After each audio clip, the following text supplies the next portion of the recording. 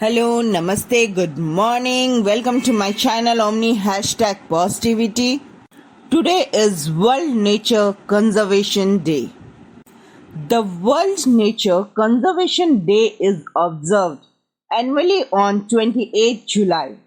The occasion aims to create awareness about the need to preserve the environment and natural resources in order to keep the world healthy.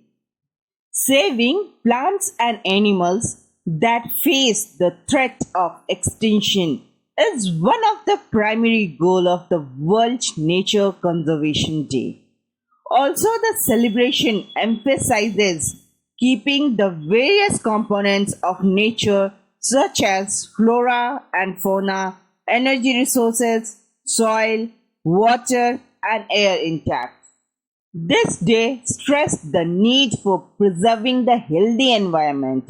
Preservation means protecting nature from human use. Save the trees, save the earth. We are the guardians of nature's birth. Thank you. Have a nice day. If you like my videos, please don't forget to like and subscribe.